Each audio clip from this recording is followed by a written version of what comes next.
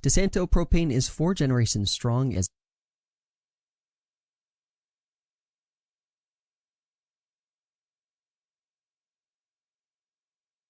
DeSanto Propane is 4 generations strong as a trustworthy family-owned business with unmatched customer service. Go online at DeSantoPropane.com for more info or call toll-free at 1-800-752-4574. Since 1937, the difference has been DeSanto Propane.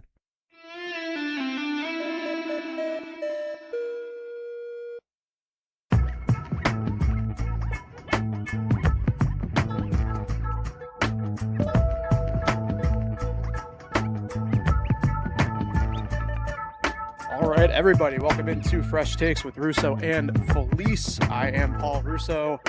Next to me, as always, the man, the myth, the legend himself, Nick Felice. We got an interesting pod today for everybody because I don't think it's one that going to be really. It's in our usual sports kind of normality here. We got we're gonna begin with a run that we did over the weekend. We're going to transition over to Big Brother like we always do this time of year. And then a little bit of MLB All Star Game stuff, because why not? So, a lot to look forward to. But Nick, not to give too much away for in a couple minutes, how you feeling though today? As much as I am usually mad about my Pittsburgh Pirates, my National League pisses me off even more. Boy, do they let me down every year, the National League. Maybe if they got some Pirates hitters on the team, we could have actually got a couple base knocks out there. But, that's another story. That's true. But Paul, I'm doing well. Good. Other than National League getting their butts kicked last night. But, yeah, doing well. How are you? I'm good. We'll jump into the other stuff there in just a second. First, thank a couple more sponsors today, including the Seneca Falls Country Club since 1925. The Seneca Falls Country Club has been one of the premier golf destinations here in the Finger Lakes. Their meticulously groomed 18-hole championship golf course overlooking Hugo Lake. It's a perfect combination of playability, beauty, and challenge. You can book your tee time online at SenecaFallsCountryClub.com and check out their new member special with details at SenecaFallsCountryClub.com. And Weston Company Diamonds and Jewelry, a full-service family-owned jewelry store serving Auburn and the surrounding communities. You can check them out online at WestonCompany.com or stop in and browse their selections at 10 Genesee Street in downtown Auburn. Weston Company, crafting fine jewelry since 1982. All right. So, Nick, was not your first run, but was my first run. I did the 5K this Sunday, as did you, in Utica during the Boilermaker Road Race. Pretty cool. We're going to jump in and dive into a couple different things involving that and everything. But, yeah, quite the day. You finished first, I finished second. Yeah, for in between us two. But you did have the early lead. Let's not get it twisted. And then you just got caught up. Blew a tire. Got caught up in some traffic there and just got held back. But yeah, super cool and unique event. I guess we'll maybe kind of work that way first from this angle. But was the 49th running of the Boilermaker in Utica, and it's really become this like awesome event, obviously. And I know a lot of people know about it. It's one of the more recognizable races, obviously road race going on, let alone in the area, but just kind of in general at this point. So it was really awesome to kind of be a part of the history of it. And I know, again, this is probably a statement for like at the end when we wrap up this portion of the podcast, but like, I can't wait for next year because it's the 50th. And I think the general consensus among our group is to go back again and do it because it is the 50th. And it's just a super cool event. So I guess we'll start there and kind of your thoughts overall on it. We got our feet wet, which was nice. It was a cool event. Open bar after was kind of cool. Basically, free beer they were handing out. So what's different about most runs. This run is you finish the 5K or the 15K, and then there's a big party after. There's music, there's food, there's drinks, and right in downtown Utica, which is cool. And I enjoyed every bit of it. Paul got done pretty early with a 7:15 a.m. start, done around 8 a.m., so a little before or whatever. But, it was cool, and I would definitely go back. I think I recommend it. So I've done the Seneca 7 before. I've done the Waterloo Memorial 5K. Still looking to do It's a Wonderful Life in December. Yep. Haven't done that yet. But congrats to Paul finishing Yeah. his first 5K here with the Boilermaker, and yeah, it was a lot of fun. Yeah, let's kind of get into some of that run stuff too, because I do want to circle back to the block party afterwards too a little bit here, and the weekend I'd say as a whole too. It was a really fun weekend overall for us. Yeah, 39:04 for me, and I'm a big numbers guy. Not to be sentimental in this sense, but if you added up my bib numbers, it came out to 24. I grew up a Jeff Gordon fan. 24, right? So Oh, nice. that was pretty cool. 39:04. For those who don't know, I don't think you probably know this either, to be fair. Do you know what the Cannonball Run is by chance or no? This isn't an actual like road race like we did. No. It's an actual okay. So Cannonball Run is and I have to preface it this way, a very much so illegal car race across America. You begin at the Red Ball Garage in Manhattan and you drive out to the Portofino Cafe in Los Angeles. And it's 3,904 miles, 39:04. And yeah, just one of those things where I'm a big cannonball guy. I'd love to do a cannonball like event one day. I don't know if I'd illegally race it the way people do, but just for the sake of doing it, I'd love to do it. So just one of those like cool things. Very happy with the pace I had the whole time. I didn't really deter too much from the speed I was going at the whole time, one way or another. Obviously, I think going downhill, I picked up pace. Going uphill, I slowed down a little bit, but that'll kind of happen a little bit. And yeah, it's kind of crazy. Hand up, right? You know this for sure. For those who and people who know me know this, but for those who don't, because I do know we have some fresh ears and eyes on the podcast nowadays. I still do not like running. Let's not get it twisted. I used to call 5Ks and stuff like this dumb. Like, why would anybody ever run? That being said, the people are right, though. Can't wait to do my next one. I realized it, not like realized it, but like I got through the day yesterday. I'm just like, what's this next one I kind of really for sure want to do? I think for me, Wonderful Run's going to happen for sure this year. I'd like to do one more in between sometime in the fall, I think. I heard about the Geneva Half Marathon. That's popped up for me weirdly enough. People have brought that up to me. I'm like, I don't think I'm at 13.1 just yet or ever will be. But yeah, funnily enough, people had brought that to mind. I'm like, let's not get too far ahead. Well, I think I could speak for majority of people. Sure. Running is not fun. No, it's not. It's horrible. Yeah. But it's the atmosphere of the 5K, the 15K, whatever you run. Having all those people there, having the town support you like that. Can I not to interrupt, but man, because I want to toss it back to you anyway, just about how your run kind of went for yourself. But my goodness, the 5K had over 4,600 runners in it, right? And we were, I'd say probably mid-pack-ish on the start. Give or take, probably more in the back half of that middle, but the back, but still like mid pack. I said this in afterwards when I kind of self debriefing with whether it was my parents on Sunday night or people I've talked to on Monday and yesterday on Tuesday. I don't think I've ever sidestepped as much as I did in that first quarter mile. And mind you, I'm not the quickest person, obviously, by any means, right? I just gave you my 5K time, first one, but still. The amount of people you have to avoid is crazy initially off the bat. And it got better. I don't think I'm using the right terms to describe it because you are around people the whole time, but it does thin out. You kind of get within about a mile and a half-ish in. You kind of got amongst the same group of people you're going to be around the rest of the way type stuff.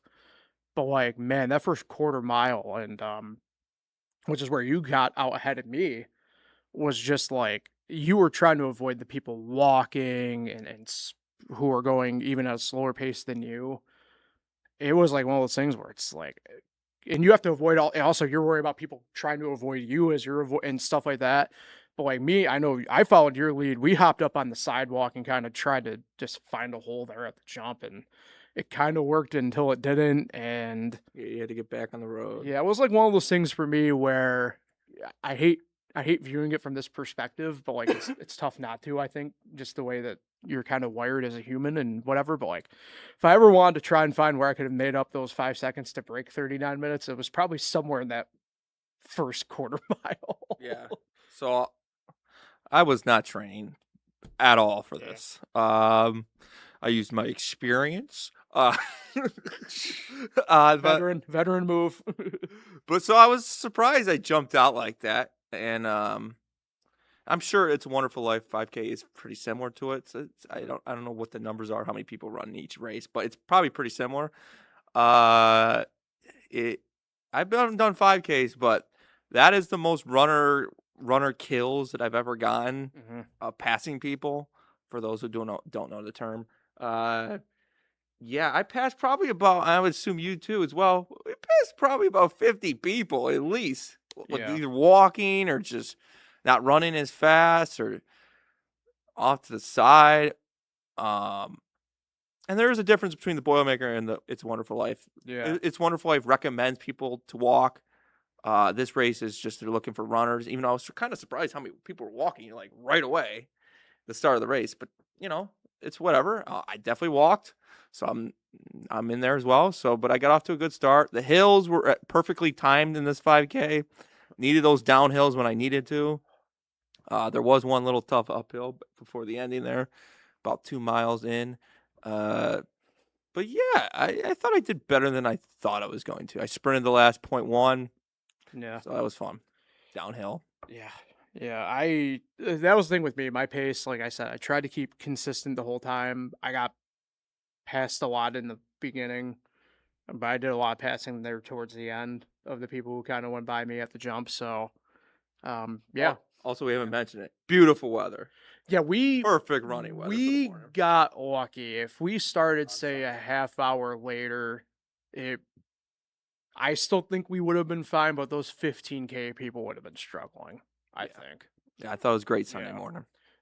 Weekend overall was great. The block party, we'll jump into that. I know you mentioned, you kind of have at FX Matt, the brewery, where Saranac and Utica are brewed. And also, thank you for bringing us to Saranac on Saturday, because that was a cool brewery. Yeah, I had to pick up some stuff, taking it to Ohio with me on Friday. So, a nice little museum in there. Yeah. The one guy I just wanted to buy my stuff. I didn't care about the discount. I appreciate you, but inside story. Yeah. But yeah, super cool deal. Maybe it's my lone critique of the event. What was that?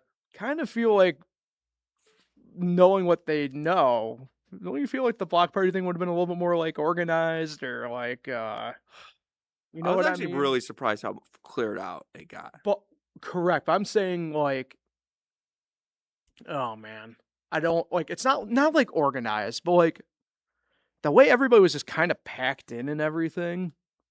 You couldn't like move. When my brother got done with that 50, it was pretty miserable. You understand what I'm getting at now. It was shoulder to shoulder. Yeah. And we're lucky we found our buddy Andrew, who didn't have his phone on for some reason. Right.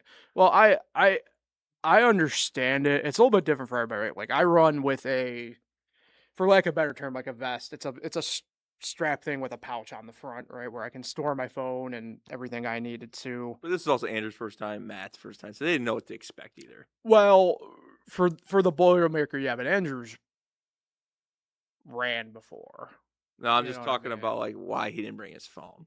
Right, but I'm saying like he's ran before. Yeah. So on that end, he doesn't run with his phone. But yeah, I mean, yeah, it all worked out. So. But we found him. Yeah. You got introduced to Italian wedding soup too over the weekend, which was pretty phenomenal. Chikorita. Starting. What'd you think? Starting grass Pokemon in the second generation. It's a very basic but delicious soup. It is. You made a choice though. Those 2 little pieces of meat they give you. Could I ask for 3? It's meatball. It's a meatball. Not just a little piece of meat. It's a meatball. I just got hit by a meatball. You American. Josh, shut up. Yeah. Oprah. Yeah, I can't wait for next year. 50th, I'm sure they're going to have some different cool stuff happening. I know. It's funny because I wanted to go back and look at some. They do a pretty good job of like, kind of like with the timing and scoring of stuff, kind of diving into some different stuff. So I went back in and looked on Monday because I didn't know, like Sunday if everything would be fully computed and stuff like that, right? But they had the countdown already going for next year, July 11th. So, yeah, looking forward to it. It was Looking forward to going fun back. event. Yeah. Glad you joined us. No, I appreciate you. You were the one who really led the charger up front for me back in January, frankly. So, yeah, can't wait for the next one for me, and not just Boilermaker, but whatever 5K ends up being. So Someday we'll be in the New York Marathon. let's not. No, I see that. Never say. I will say this because clearly there is a never say never element to this now with me on the running front. But if I ever get up to a marathon level, I have a lot of questions going on. You know what I mean? Even no, I don't want to sit there and run for 4 hours. Yeah.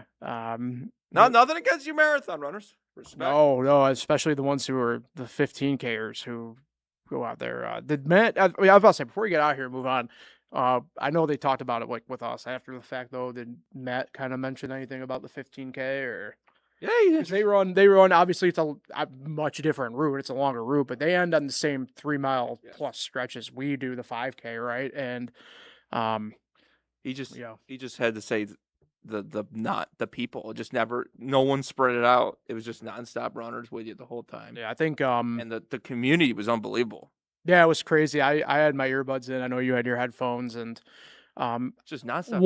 On one end, I kind of feel bad that like I couldn't acknowledge quote unquote some people, obviously. Well, I had like tunnel vision. Correct, but that's also my issue, right? Where like you really have to be, I would say, doing something, or I'm looking at you for whatever reason in that moment to kind of see. So. It was just nonstop fans. But there was like live music happening during it. There was a bagpipes at the Shout end. out the bagpipe. I'm a bagpipe guy, so shout out the bagpipes. I couldn't miss that. I mean, bagpipes. Yeah. It was wild, to be honest with you. Yeah. So, hey, next year. Utica's biggest weekend. So. Yeah, next year I'm looking forward to it again. So, all right. Let's do our Big Brother discussion here. So we're a full weekend here on Big Brother 28. I'm not spoiler alerting on this one. I think if you're the way it's set up now, I think we can kind of just dive right into it. Did talk a little bit about it last week, right? We kind of knew obviously who the full cast was because of the way they have the intros this year on YouTube and everything. We did get officially our 3 icons are called them. They're called icons. It's 1 true returner to Big Brother, 2 people from Survivor, obviously, who they threw into the technical return category, even though they aren't returnees to Big Brother. CBS, we figure it out. Come on, your properties are not the same. Rachel Riley was playing for 2 seconds. Yeah, I don't know how to feel about all of that, but then she got attacked by. Yeah, how do we want to attack this? Let's go with Thursday and technically Friday, I guess, here first, episode wise. So the house guests couldn't battle. Well, I don't like they that. called it they couldn't battle for HOH, but they could compete for their safety. Yes. So they were competing for the icons to be brought in. Angela from BB 26. I had to fully remember that for a second. Rick Devens, who is a Survivor, I'd call icon. It's up to you how you would properly go about calling it. I feel like you got to win to be a legend, but that's just me. Right now, he's pretty hot with the show because he was just on 50 this spring and also on 39. Yeah, 38. 38. My bad. Yeah, I said 39 last week. Got it in your head. He's on 38 and 50, and he was pretty entertaining in both seasons, and he did pretty well. So, yeah, I would say he's an icon. He's one of the better players to never win. Yep. And so Thursday, they had a Deke third. The Deke third member. Yeah, it didn't come until Friday. Was Rachel Riley from BB. Is it 12, 13, and 27. And last year on 27, and they killed her off essentially. She fell into a volcano. Yeah, after getting chased by a velociraptor. Which, Yes. whatever. This is yeah. sometimes a corny show. Yes, she is alive, but in the Big Brother universe, she's dead. We think. She could always come back. Yeah. Oh, wait, no. On Friday's episode on Lock, that's right. They went back in time and they got a different Rachel from a different timeline. And they stopped her, Taylor and Derek, Right. the host of BB Yeah. Unlocked. That's true. Stopped her and got a different Rachel from a different timeline. So she is alive. Okay. Well, anyway, stay on the Friday path here. So So who was going to be this third icon that they bring in? yes, then so Rachel instead? goes, and then here comes Dee, who's the winner of Survivor 45, Mhm. and also played in Survivor 50 with Devins. They weren't aligned, but they've started to be aligned at the start of this game because, they're Survivor, and those two and Angela are all together because, I feel like you got to stick together. But anyway, Dee comes in, and so we have our 3 returnings. Don't like that the newbies players, yes, they got to play for their safety. Yeah. I don't like that the newbies didn't get a shot at HOH because, yes, HOH might not work out. Didn't work out for Frenchie in season 23, and it didn't work out for somebody recent, Riley. Riley, season, what was that, 25? Mm. Didn't work out for them, but it does work out for, like, Cody, who ended up winning season 22, and Vince from season 27 got to the final 2. Mm-hmm. So it does help, like, sure, they get their safety, those 3 guys that won, which was Chuck, Rome, Yeah. and Jason. Mm-hmm. They got their safety. Sure, it helps to be safe, but you can really build alliances pretty well being the HOH, and that's helped with D to start the game. And you're kind of already giving the 3 returning players or 3 icons a safety because they were more than likely going to keep each other safe for at least the first week. So it's worked out for D. I just think it was a little dumb that the newbies couldn't get a shot at the first HOH, but they're all going to get a shot next Thursday. So for week 2. And the fans also have a little bit of impact this week as well for next week. Mm-hmm. Yeah, with a Yeah. What do you make of that? This I guess I don't know how to properly phrase it. I like it. I guess it's like So for 6 weeks, you're voting for essentially a power up every week of sort. yeah. So you vote for someone to do a competition, Yeah. and if they get it, they can win a power up. Yeah. Or if they don't do it, or if they fail to do it, Punishment. And they say like fans vote wisely because your person you vote for can only go in once of these next 6 weeks. But the most popular person is probably gonna get voted in the first week, so it's like, yeah. So I expect one of the icons to go in and play that competition next week. That's just how I think it's gonna go, because we just don't know these other people yet, and somebody's gonna go on Thursday. We've already had. Not on television, but we've had it live that the veto meetings happen. So it's set for the 3 people to do the first blockbuster, which will be either Yash, Ashley, or Taylor. Mallory was there might have been a little spoiler alert, technically. yeah, sorry. But Mallory won the veto, and she took herself off, obviously, and Ashley went up. So that's what Dee's got cooking for week 1. No idea what the competition will be on Thursday. So it'll be interesting to see who wins. I don't know if any of these 3 have done that bad to go home the first week, but it's just you're not aligned with D. That's what sucks about It's week 1. it's what sucks. It's just like it's kind of unlucky a little bit. Yeah. They haven't really had a chance, and Ashley barely played in any competition, and here she is with her life on the line. So it's not the most exciting eviction tomorrow night, but it's week 1, like you said. We're just getting into it. So I don't know what to make of this season. I know with the amount of showmances we are kind of getting already, perhaps some other stuff kind of happening. A lot better week 1 for Angela. Yeah, and Crazy Eyes involving people. I'm going to be optimistic about this season right now. If nothing else, I think it might get sloppy and allow for it. Yeah, I don't know if we'll do every week Big Brother update, obviously, but it might be every couple weeks we'll jump in here again and usually do that. But yeah, It'll be interesting. I know we've kind of already heard some people kind of discuss trying to get after this week the icons kind of out of the way a little I bit. mean, So if you're in those people's shoes, the newbies, why do you want these icons here unless you're working with them? right. But then again, they could be a great shield. But some of these people that aren't working with them, don't blame them for getting them out. And of course, there's also the fake alliances going around. The Red Corner Alliance. I don't think it's really real. The crossovers one, I think, is real. But then, of course, these showmances, they difficult things. That's for sure. Mm-hmm.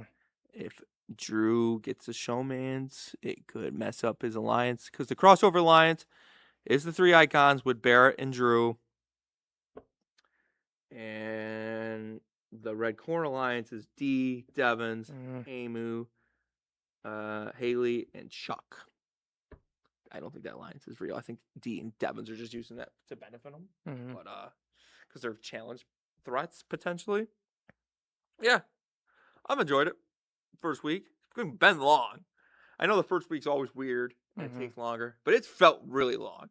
Yeah. We're still not even there. Tomorrow night. No, I mean week one's always feels kind of long because like it's not episode 1's not live. Obviously, it's from a couple days before and everything. And I think it does feel like it gets drawn out a little bit. Like I know I said to you even on Sunday, I was just like, that's right. They haven't even like we know that they've done noms, and at that point at least have played the veto competition. Yeah. And it's like one of those things where it's like we haven't even seen technically who the knobs are. We didn't even know who these people are. Right. And they forced us to watch BB Unlocked on Friday. Just because they threw in D was playing and all that other stuff. Even though Jerry O'Connell, great ad. Great ad. I can't say I watched Friday. Bing bong. Big Knicks fan. Jerry O'Connell. I'm not going to finish the rest of that statement. Yeah. Enjoying it. Hope you guys are enjoying it. CBS. Sundays, Wednesdays, and Thursdays, and sometimes Fridays. Should be good. Yep. So, all right. Really, the last thing I kind of wanted to talk about today was a little bit of MLB All Star stuff. I didn't see any of the game last night. I was at my own baseball stuff. The game always kind of like usually the same at this point. I think what I did want to jump into though more than anything else was the home run derby on Monday. It was on Netflix for the first time, so it's behind the paywall and stuff like that. But I thought overall was a really good improvement from the past couple of years. Oh yeah, without a doubt. We got to see the home runs, and I think the wild part about it is I think I would have said it was an improvement no matter what, even if it was on ESPN still this year, because of the format. I liked how it blended a little bit of that new format that we had seen from the past handful of years to the old format with the outs, where, yeah, we aren't doing outs, but we are doing swings, right? So I guess it's kind of like one of those things where it's like, whatever, but like, I just kind of like the way it flowed this year. I liked you had a couple hometown guys right in Philly, but you also had a really pretty much young core. Like get those young stars out there. I just like the way it kind of played out overall. I think this was a really good All-Star weekend overall for the MLB. And hopefully springboard nicely into the second half of the year here coming up for them. I liked it a lot. I thought it was exciting, especially the way it ended. Jordan Walker needing 6 home runs in a row to end it, and he did it. Only tweak I would make is it shouldn't be the last out where you keep swinging. It should be like the last 3 outs. I would go like the last 3 swings. You have outs at the end, because a lot of the time people just kept getting out because it was a different ball. One, you couldn't really get used to the ball. So a lot of people were getting out until I think it was Schwarber in the second round. Finally hit the colored ball. The last ball homer. And obviously Jordan Walker did it at the end, which was crazy. But overall enjoyed it. Got to actually watch the home run land. Yes. Yeah, you got to appreciate it. I know he didn't move on from the first round, but Jack Caglione, oh my God. He was crossing those balls to the way upper deck. And yeah, I thought everyone did a pretty good job with it. I thought the booing was cool. for his. So I'm happy that you're on that train too, because I thought it was kind of cool the fact that you had the home crowd actually like in it. Yeah. You know what I mean? I guess I understand maybe a hair where there might be people upset, but like overall to me, I'm just like, come on, like that's cool. It's also you know? Philly fan. Yeah. So it's not surprising. But their home guy, they're rooting for him. Boo the other guy. Boo. So I enjoyed that, and I like that we saw the opposite sides of booing. Wilson Contreras couldn't come through the boos, and then we see Jordan Walker do it, silence the crowd on a walk-off home run. That was pretty cool. I enjoyed that. I like that we had. Yeah, you're right. It was like a mix of the two different type of, like it was all the eras of the home run derby mixed into one, and it was good. Netflix is a little random, but Yeah, but they announced it, so who cares? So yeah, I enjoyed it. Yeah. A lot better than that All Star game. Had to tease us about that All Star game. I know that thing is always low scoring. They give us 3 runs in the first, and then just nothing after. But if you had some Pirate hitters in there, then you actually could have done something. But it's the All Star game. Yep. Still better. They can have a rain delay after the first inning, and it's still better than the NBA All Star game. I agree. I hear you. And way better than the flag football game. The Pro Bowl games. All right, that's all I got for this week, man. I'm enjoying kind of doing these like little episodes every week here in the summer this year, so kind of allows us to kind of just go wherever we kind of want within the topics at hand. So, yeah, who you shout out today, Nick? 2 shout outs. One for you. Congratulations Appreciate it. on the 5K completing it. You've done a great job training for it. Keeping going too. Keep it going. My second shout out is my friend Tyler Albo, who I play fantasy soccer with. New person. Tyler is my college roommate. His birthday is next Tuesday, so happy birthday, Tyler. Happy birthday. 29. 29 years old. Incredible. Yes. Shout out. Shout out. So, all right. Appreciate everybody for listening and tuning in. You can find fresh takes here on fingerlakes1.com, the F1 YouTube channel. Our audio only version of the podcast is on all major podcasting platforms. We'll talk again next week, everybody. Enjoy the weekend.